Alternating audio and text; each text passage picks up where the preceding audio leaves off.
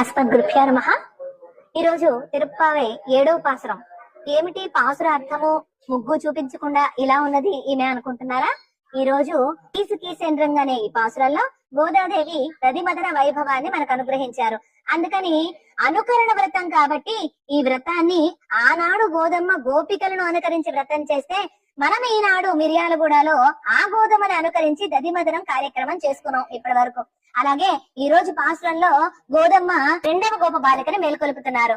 ఈనాటి గోప బాలికకు తెల్లవారిందనటానికి గుర్తుగా భరద్వాజ పక్షులు కూడా కీచుకీచుమంటూ అరుస్తున్నాయి అంటూ ఇదిగోండి కీచుకీచుమనేటువంటి భరద్వాజ పక్షుల్ని ఇక్కడ మన వాళ్ళు ముగ్గు రూపంలో ప్రతిఫలింపజేశారు. తెల్లవారిందనటానికి రెండవ గుర్తుగా గోదాదేవి ఇక్కడ ఉన్నటువంటి గోపికలందరూ కూడా వాళ్ళ ఆభరణాలు ధరించే విధంగా, పెరుగు చిరికేటువంటి ధ్వని మిన్నంటే విధంగా, అలాగే వారి నోటి వెంట వచ్చేటువంటి కృష్ణ నామ సంకీర్తనం ఆకాశాన్ని అంటే విధంగా వారు జపిస్తూ ఉంటే నీకు వినిపించటం లేదా, విన్నా పడుకున్నావా అని అన్నారు. దానికి గుర్తుగానే ఇక్కడ దదిమదనాన్ని మనం ఏర్పాటు చేసుకున్నాం. కుండ అంటేనేమో మన హృదయము, ఇందులో ఉండే పెరుగు మనలో ఉండేటువంటి ప్రేమ, అలాగే కవ్వము అంటే మన యొక్క నాలుక. అలా చిలకగా వచ్చినటువంటి వెన్నయే పరమాత్మ పట్ల ఉండే మహావిశ్వాసం.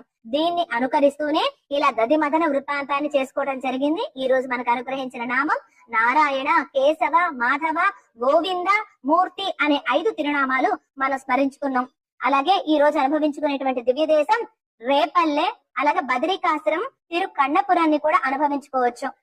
ఇక కృష్ణానుభవంలో మునిగి దాన్ని తోటి గోపికలతోటి పంచుకోవడం మరచినటువంటి నేటి తేజస్సు కలిగినటువంటి గోపబాలికని మేల్కొలిపి తమ గోష్ఠిలో చేర్చుకున్నారు గోదాదేవి.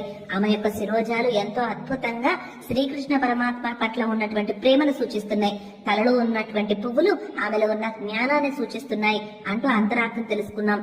అలాగే పాలు, పెరుగు, వెన్న, నెయ్యి అంటే నారాయణ, కేశవ, మాధవ, గోవింద అంటూ విశేషార్థాలు, అలాగే దాంతో పాటు వేదాలు, దివ్య ప్రబంధాలు, వ్యాఖ్యానాలు, కాలక్షేపాలు అంటూ అంతరార్థం కూడా తెలుసుకున్నాము. అలా ఎన్నో విశేషార్థాలతో కూడినటువంటి ఈనాటి పాసురాన్ని తెలుసుకున్నాము. ఆండాళ్ తిరువడిగలే శరణం.